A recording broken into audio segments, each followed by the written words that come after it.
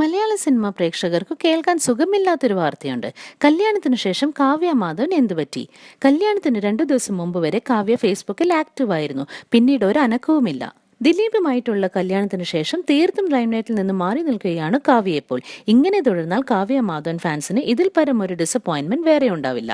മഞ്ജു വാര്യരും ദിലീപുമായിട്ടുള്ള കല്യാണത്തിനു ശേഷം 16 വർഷം മീഡിയയിൽ നിന്നും തീർത്തും മാറി നിന്നു. ഇതുപോലെ തന്നെ ആയിരിക്കുമോ കാവ്യയുടെ അവസ്ഥ?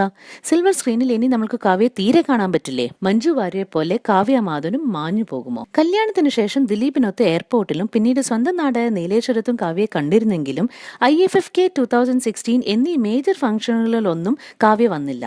മഞ്ജു വാര്യരെയും കല്യാണത്തിന് ശേഷം വല്ലപ്പോഴുമുള്ള സ്റ്റാർ വെഡ്ഡിങ്സിലും ഇടയ്ക്ക് കുറച്ച് ഫാമിലി ഇന്റർവ്യൂവിലും മാത്രമാണ് കണ്ടത്. എന്നാൽ ഇപ്പോൾ നേരെ മറിച്ചും. കൈ നിറയെ പ്രോജക്റ്റുകളും പിന്നെ ലൈംലൈറ്റിൽ സ്ഥാനവും. വേറെ എന്താ വേണ്ടത്? കാവ്യ മാധവൻ സിനിമ അഭിനയം നിർത്തിയാൽ ആരാധകർക്ക് അത് വലിയ അടി തന്നെയായിരിക്കും. ഈ സങ്കടത്തിനിടയിൽ മലയാളികൾക്ക് സന്തോഷിക്കാൻ വേറെ ഒരു വാർത്തയുണ്ട്. ടൗണിന്റെ കംപ്ലീറ്റ് ആക്ടറായ മോഹൻലാൽ ഗ്ലോബൽ സ്റ്റാർ ജാക്കി ചാനും ഒരുമിച്ച് സ്ക്രീനിലെത്തുന്നു നായർ സെൻ എന്ന സിനിമയിലൂടെ. കുറച്ചു കാലങ്ങൾക്ക് മുമ്പേ ഇങ്ങനെയൊരു സിനിമയുടെ ചർച്ച നടന്നിരുന്നെങ്കിലും അത് വെളിച്ചം കണ്ടില്ല. മോഹൻലാലിന് ഗ്ലോബൽ മാർക്കറ്റിൽ റേറ്റിംഗ് ഇല്ല എന്ന് പറഞ്ഞിട്ടാണ് അന്ന് ഈ പ്രോജക്ട് ടേക്ക് ഓഫ് ചെയ്യാതിരുന്നത്. ഇപ്പോൾ ഇതേപ്പറ്റി റീകൺസിഡർ ചെയ്യുന്നുണ്ടെന്നും മോഹൻലാലിനെ ഈ പ്രോജക്റ്റിന് വേണ്ടി കൺവിൻസ് ചെയ്യാൻ നോക്കുന്നുണ്ടെന്നുമാണ് വാർത്ത. കാരണം എന്താണെന്നോ? പുലിമുരുകൻ തന്നെ കാരണം.